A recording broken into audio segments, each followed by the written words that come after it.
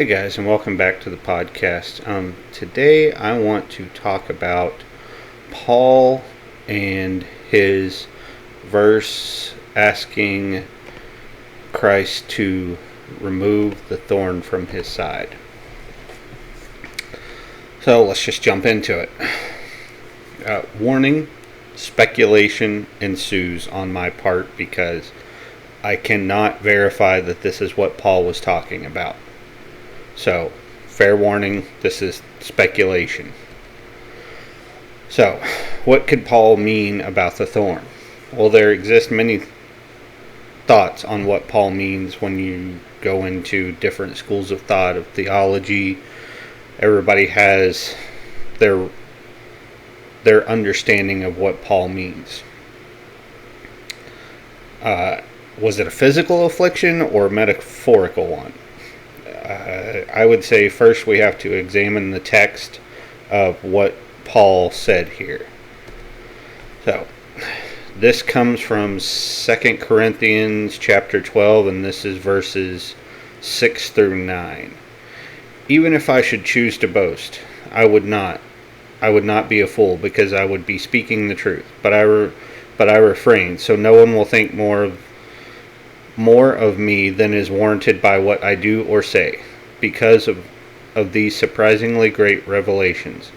Therefore, in order to keep me from being conceited, I was given a thorn in my flesh, a messenger of Satan, to torment me. 3 times I pleaded with the Lord to take it away from me. But he said to me, "My grace is sufficient for you, for my power is made perfect in weakness. Therefore I will boast all the more gladly about my weakness, so that Christ's power may rest on me." So, the breakdown. In these verses, we see Paul is asked of Christ 3 times for the thorn to be removed, and the answer has been no. The question becomes, why? Well, I believe it's due to the fact that it's a metaphorical affliction that Paul is describing. And it's a twofold problem for him. So we'll go into problem number 1. The first problem Paul is facing is guilt. Paul, in his former life, had persecuted many Christians, and this weighed heavily on him. The enemy, Satan, knew of this and tormented Paul with it daily. And that's nothing new to us. Especially as Christians, we go through that all the time. We say, well, I've done X, Y, and Z. Why would God accept me back into the family, considering all the things that I've done that are against His will and His purpose for my life? So this is Paul talking about this back then. This is nothing new to us. Paul's second problem is one that still plagues humans to this day as well. It's the duality of his nature. And we can see this in other texts from Paul as well. This one actually comes from Romans chapter 7, and it's verses 15 through 20. "I do not understand what I do, for what I want to do, I do not do. But what I hate, I do. And if I do what I do not want to do, I agree that the law is good. As it is no longer I myself who do it, but it is sin living in me. For I know the good itself does not dwell in me, that is, in my sinful nature.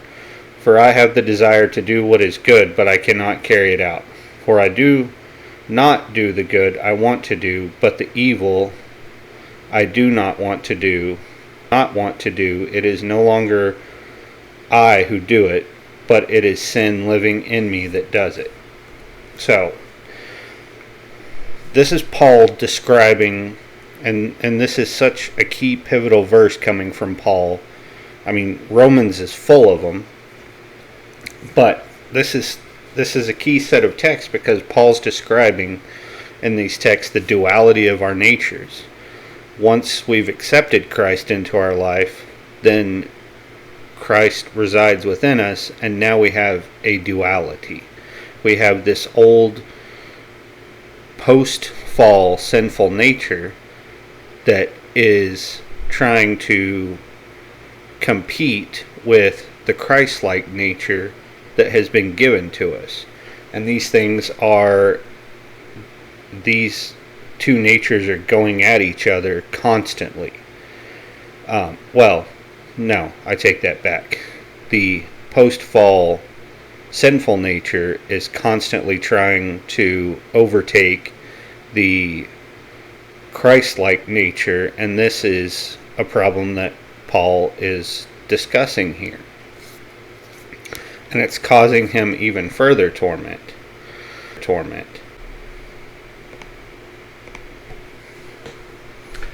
So, in conclusion, one of the reasons Christ may have refused to remove the thorn from Paul is because it is the necessary suffering that makes Paul who he is, and it's necessary for Christ to be exalted. A second reason could be this. So, and this is something Pajot talks about. It's when we eat something, you take it into your body and it becomes part of you. And this is how I view original sin. It's the taking in, the eating of the fruit that infused sin within human beings. And the only way this can be undone, ultimately, is through death. Through death you are perfected.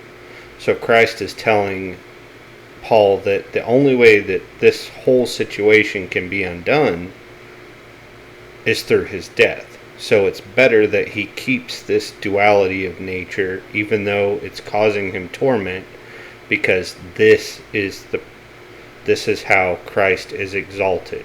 Because if you remove that, then people just see him as people would see Paul as a perfected prophet and say, well, this is a standard we can't live up to.